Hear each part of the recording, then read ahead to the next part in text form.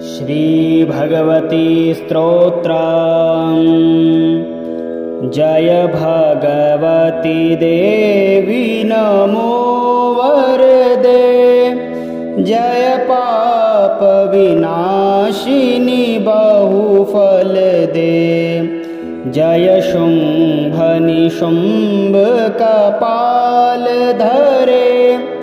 प्रणमामि तु देवी नराते हरे। जय चंद्र दिवाकर नेत्र धरे। जय पावक भूषित वक्त्रवरे। जय भैरव देह निलीन परे। जय अंधक दैत्य विशोष करे। जय महिष विमर्दिनी शूल करे। जय लोक समस्तक पाप हरे। जय देवी पितामह विष्णुनुते। जय भास्कर शक्र शिरोवनते। जय षड्मुख सायुध ईशनुते। जय सागर गामिनी शंभुनुते। जय दुख दरिद्र विनाश करे। जय पुत्र कलत्र विवृद्धि करे। जय देवी समस्त शरीर धरे। जय नाक विदर्शिनी दुख हरे। जय व्याधि विनाशिनी मोक्ष करे। जय वांछित दायिनी सिद्धि वरे। एतद्व्यास कृतं स्तोत्रम् यः पठेन्यतः शुचिः गृहीवा शुद्ध भावेन प्रीता भगवती सदा। जय भगवती देवी नमो वरदे। जय पाप विनाशिनी बहुफल दे। जय शुंभ निशुंभ कपाल धरे। प्रणमामि तु देवी नराते हरे। जय चंद्र दिवाकर नेत्र धरे। जय पावक भूषित वक्त्रवरे। जय भैरव देह निलीन परे। जय अंधक दैत्य विशोष करे। जय महिष विमर्दिनी शूल करे। जय लोक समस्तक पाप हरे। जय देवी पितामह विष्णुनुते। जय भास्कर शक्र शिरोवनते। जय षड्मुख सायुध ईशनुते। जय सागर गामिनी शंभुनुते। जय दुख दरिद्र विनाश करे। जय पुत्र कलत्र विवृद्धि करे। जय देवी समस्त शरीर धरे। जय नाक विदर्शिनी दुख हरे। जय व्याधि विनाशिनी मोक्ष करे। जय वांछित दायिनी सिद्धि वरे। एतद्व्यासकृतं स्तोत्रं यः पठेन्यतः शुचिः गृहे वा शुद्धभावेन प्रीता भगवती सदा। जय भगवती देवी नमो वरदे, जय पाप विनाशिनी बहुफल दे। जय शुंभ निशुंभ कपाल धरे, प्रणमामि तु देवी नराते हरे। जय चंद्र दिवाकर नेत्र धरे, जय पावक भूषित वक्त्र वरे। जय भैरव देह नीलीन परे, जय अंधक दैत्य विशोष करे। जय महिष विमर्दिनी शूल करे, जय लोक समस्तक पाप हरे। जय देवी पितामह विष्णुनुते, जय भास्कर शक्र शिरोवनते। जय षड्मुख सायुध ईशनुते, जय सागर गामिनी शंभुनुते। जय दुख दरिद्र विनाश करे, जय पुत्र कलत्र विवृद्धि करे। जय देवी समस्त शरीर धरे, जय नाक विदर्शिनी दुख हरे। जय व्याधि विनाशिनी मोक्ष करे, जय वांछित दायिनी सिद्धि वरे। एतद्व्यासकृतं स्तोत्रं यः पठेन्यतः शुचिः गृहे वा शुद्धभावेन प्रीता भगवती सदा। जय भगवती देवी नमो वरदे, जय पाप विनाशिनी बहुफल दे। जय शुंभ निशुंभ कपाल धरे, प्रणमामि तु देवी नराते हरे। जय चंद्र दिवाकर नेत्र धरे, जय पावक भूषित वक्त्र वरे।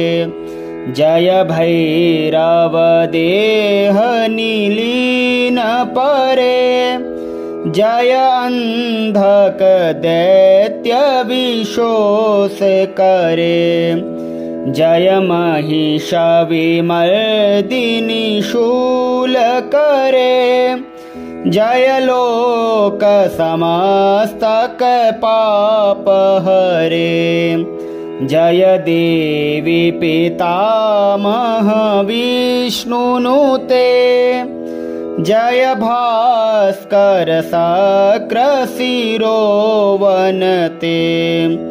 जय षड्मुख सायुध ईशनुते, जय सागर गामिनी शंभुनुते। जय दुख दरिद्र विनाश करे, जय पुत्र कलत्र विवृद्धि करे। जय देवी समस्त शरीर धरे, जय नाक विदर्शिनी दुख हरे। जय व्याधि विनाशिनी मोक्ष करे, जय वांछित दायिनी सिद्धि वरे। एतद् व्यासकृतं स्तोत्रम् यः पठेन्यतः शुचिः, ग्रहे वा शुद्धभावेन प्रीता भगवती सदा। जय भगवती देवी नमो वरदे, जय पाप विनाशिनी बहुफल दे, जय शुंभ निशुंभ कपाल धरे, प्रणमामि तु देवी नराते हरे।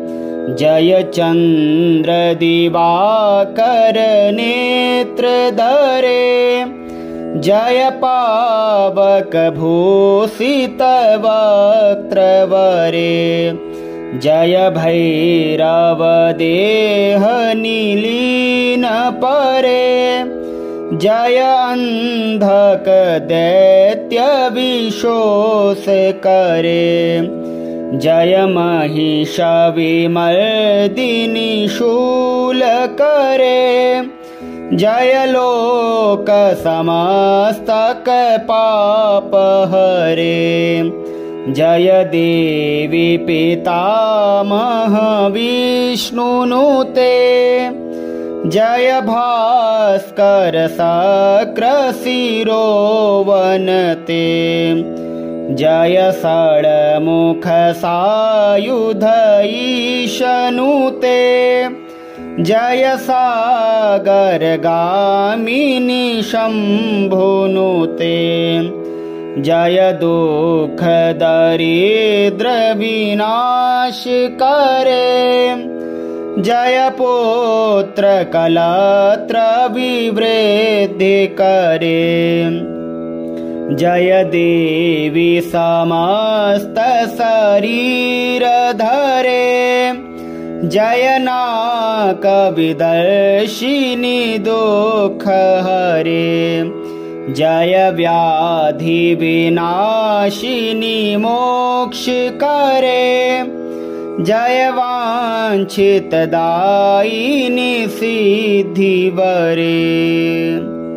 एतद् व्यासकृतं स्तोत्रम् यः पठेन्यतः शुचिः, ग्रहे वा शुद्धभावेन प्रीता भगवती सदा।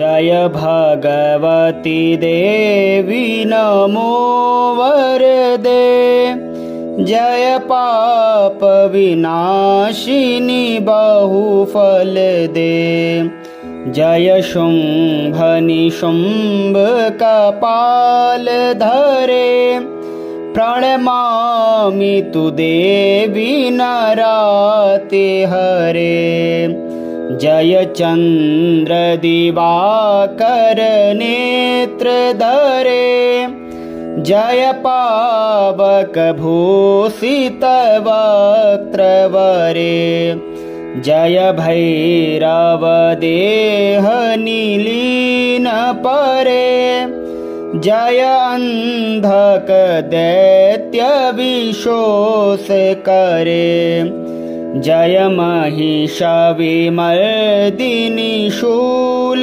करे, जय लोक समस्तक पाप हरे, जय देवी पितामह विष्णुनुते, जय भास्कर शक्र शिरोवनते, जय षड्मुख सायुध ईशनुते, जय सागर गामिनी शंभुनुते, जय दुख दरिद्र विनाश करे, जय पुत्र कलत्र विवृद्धि करे, जय देवी समस्त शरीर धरे जय नाक विदर्शिनी दुख हरे जय व्याधि विनाशिनी मोक्ष करे जय वांछित दायिनी सिद्धि वरे एतद् व्यासकृतं स्तोत्रम् यः पठेन्यतः शुचिः गृहीवा शुद्धभावेन प्रीता भगवती सदा।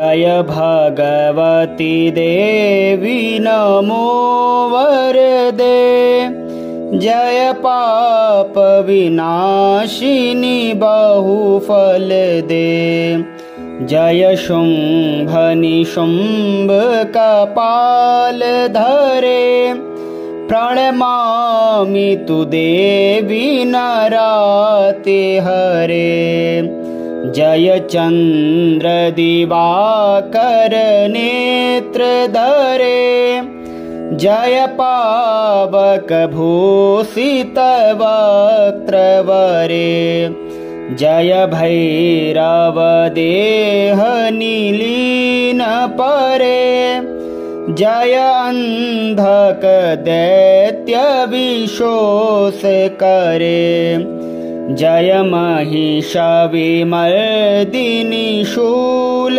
करे जय लोक समस्तक पाप हरे जय देवी पितामह विष्णुनुते जय भास्कर शक्र शिरोवनते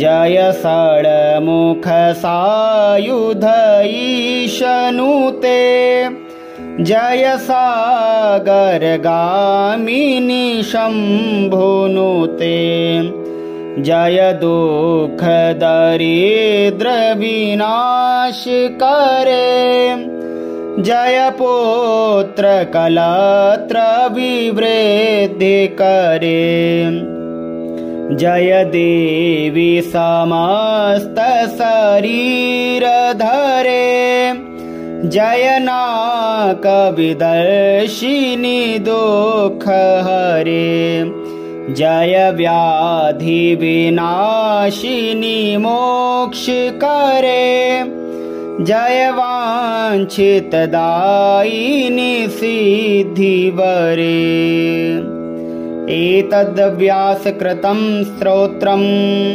यः पठेन्यतः शुचिः गृहीवा शुद्धभावेन प्रीता भगवती सदा। जय भगवती देवी नमो वरदे जय पाप विनाशिनी बहुफल दे जय शुंभ निशुंभ कपाल धरे प्रणमामि तु देवी नराते हरे जय चंद्र दिवाकर नेत्र धरे जय पावक भूषित वक्त्र वरे जय भैरव देह नीलीन परे जय अंधक दैत्य विशोष करे जय महिष विमर्दिनी शूल करे जय लोक समस्तक पाप हरे जय देवी पितामह विष्णुनुते जय भास्कर शक्र शिरोवनते जय षड्मुख सायुध ईशनुते जय सागर गामिनी शंभुनुते जय दुख दरिद्र विनाश करे, जय पुत्र कलत्र विवृद्धि करे, जय देवी समस्त शरीर धरे, जय नाक विदर्शिनी दुख हरे, जय व्याधि विनाशिनी मोक्ष करे, जय वांछित दायिनी सिद्धि वरे। एतद् व्यासकृतं स्तोत्रम् यः पठेन्यतः शुचिः गृहे वा शुद्धभावेन प्रीता भगवती सदा।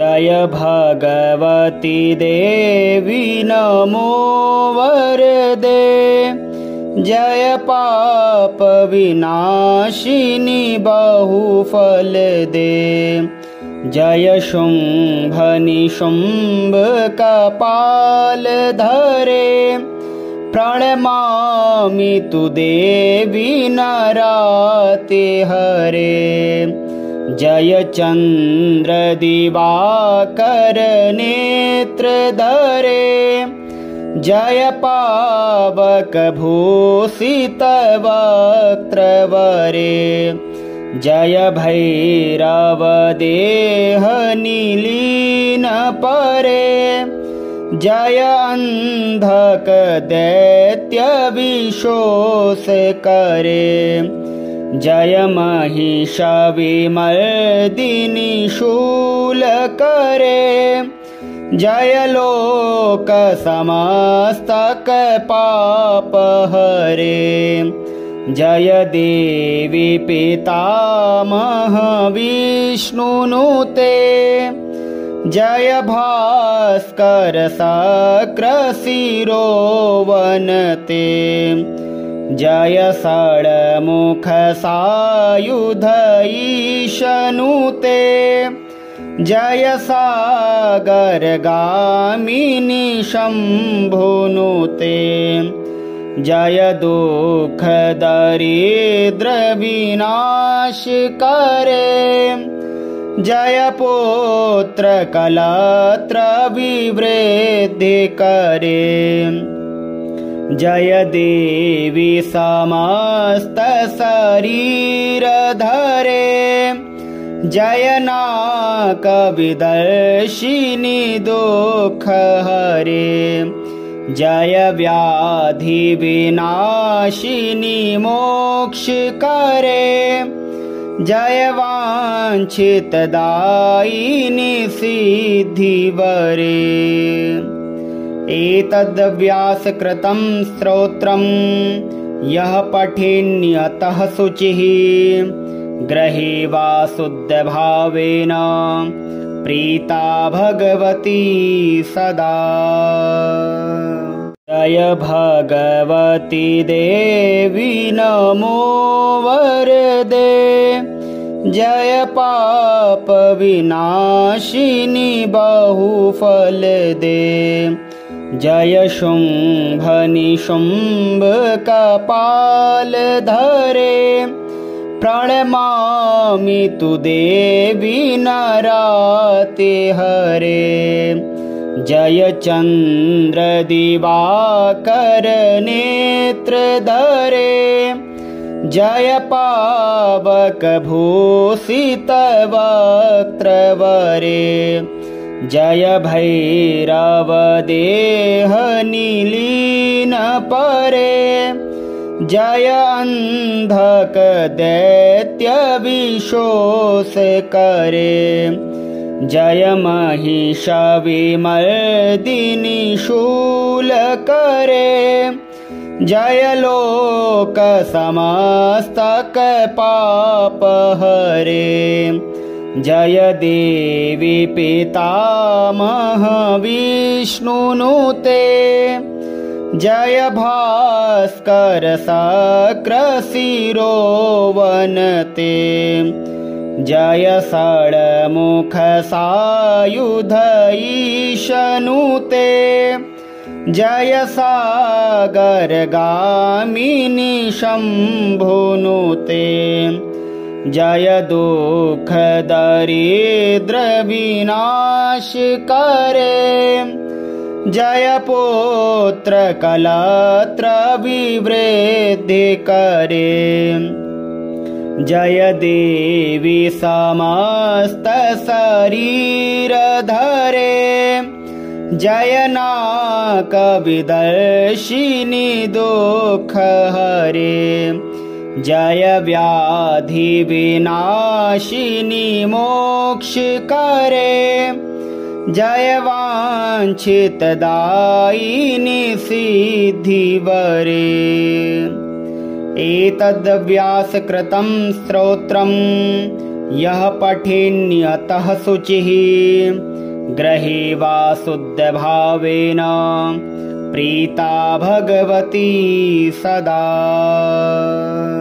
जय भगवती देवी नमो वरदे जय पाप विनाशिनी बहुफल दे जय शुंभ निशुंभ कपाल धरे प्रणमामि तु देवी नराते हरे जय चंद्र दिवाकर नेत्र धरे जय पावक भूषित वक्त्र वरे जय भैरव देह नीलीन परे जय अंधक दैत्य विशोष करे जय महिष विमर्दिनी शूल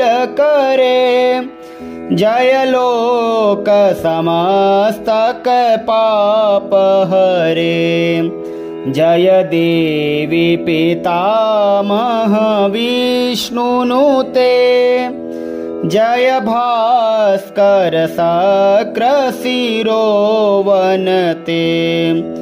जय षड्मुख सायुध ईशनुते जय सागरगामिनी शम्भुनुते जय दुःख दरिद्र विनाश करे जय पुत्र कलत्र विवृद्धि करे जय देवी समस्त शरीर धरे जय नाक विदर्शिनी दुःख हरे जय व्याधि विनाशिनी मोक्ष करे जय वांछित दायिनी सिद्धि वरे एतद्व्यास कृतं स्तोत्रम् यः पठेन्यतः शुचिः गृहे वा शुद्धभावेन प्रीता भगवती सदा। जय भगवती देवी नमो वरदे जय पाप विनाशिनी बहुफल दे जय शुंभ निशुंभ कपाल धरे प्रणमामि तु देवी नराते हरे जय चंद्र दिवाकर नेत्र धरे जय पावक भूषित वक्त्र वरे जय भैरव देह नीलीन परे जय अंधक दैत्य विशोष करे जय महिष विमर्दिनी शूल करे जय लोक समस्तक पाप हरे जय देवी पितामह विष्णुनुते जय भास्कर भास्कर सक्र वनते जय षड्मुख सायुध ईशनुते जय सागर गामिनी शंभुनुते जय दुख दरिद्र विनाश करे जय पुत्र कलत्र विवृद्धि करे जय देवी समस्त शरीर धरे जय नाक विदर्शिनी दुख हरे जय व्याधि विनाशिनी मोक्ष करे जय वांछित दायिनी सिद्धि वरे एतद् व्यासकृतं स्तोत्रम् यः पठेन्यतः शुचिः ग्रहे वा शुद्धभावेन प्रीता भगवती सदा। जय भगवती देवी नमो वरदे जय पाप विनाशिनी बहुफल दे जय शुंभ निशुंभ कपाल धरे प्रणमामि तु देवी नराते हरे जय चंद्र दिवाकर नेत्र धरे जय पावक भूषित वक्त्र वरे जय भैरव देह नीलीन परे जय अंधक दैत्य विशोष करे जय महिष विमर्दिनी शूल करे जय लोक समस्तक पाप हरे जय देवी पितामह विष्णुनुते जय भास्कर सक्र वनते जय षड्मुख सायुध ईशनुते जय सागर गामिनी शंभुनुते जय दुख दरिद्र विनाश करे जय पुत्र कलत्र विवृद्धि करे जय देवी समस्त शरीर धरे जय नाक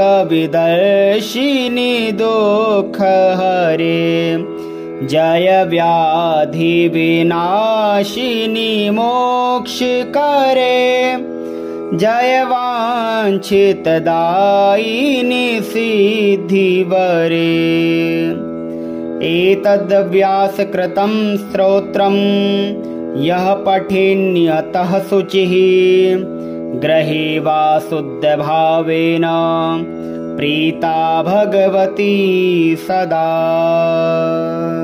जय भगवती देवी नमो वरदे जय पाप विनाशिनी बहुफल दे जय शुंभ निशुंभ कपाल धरे प्रणमामि तु देवी नराते हरे जय चंद्र दिवाकर नेत्र धरे जय पावक भूषित वक्त्र वरे जय भैरव देह नीलीन परे जय अंधक दैत्य विशोष करे जय महिष विमर्दिनी शूल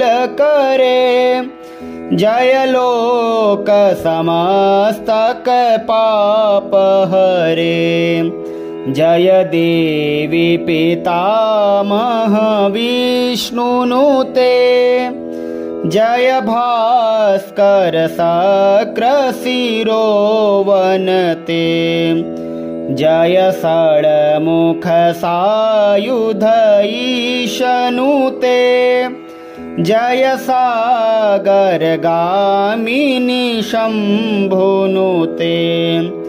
जय दुख दरिद्र विनाश करे। जय पुत्र कलत्र विवृद्धि करे। जय देवी समस्त शरीर धरे। जय नाक विदर्शिनी दुख हरे। जय व्याधि विनाशिनी मोक्ष करे। जय वांछित दायिनी सिद्धि वरे।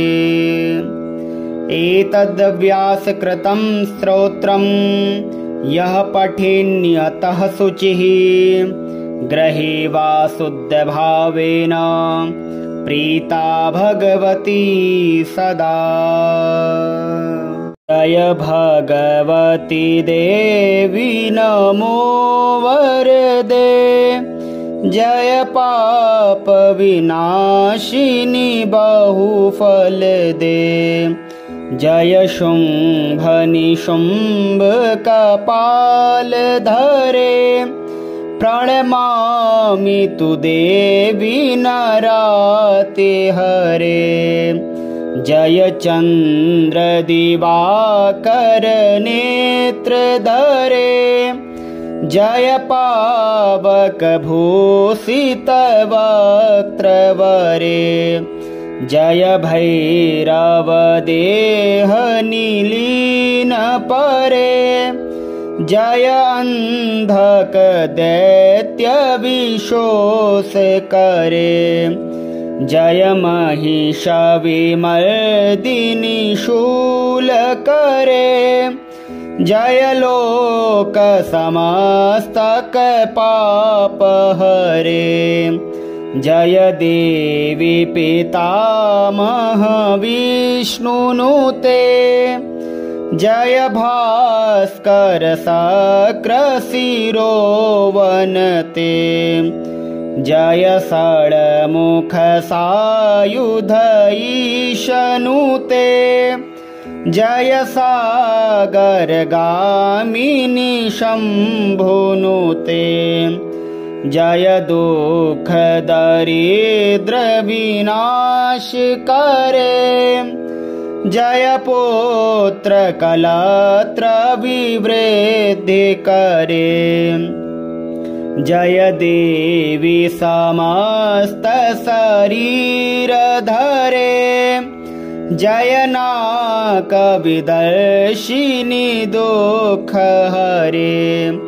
जय व्याधि विनाशिनी मोक्ष करे। जय वांछित दायिनी सिद्धि वरे। एतद् व्यासकृतं स्तोत्रं यः पठेन्यतः शुचिः गृहे वा शुद्धभावेन प्रीता भगवती सदा।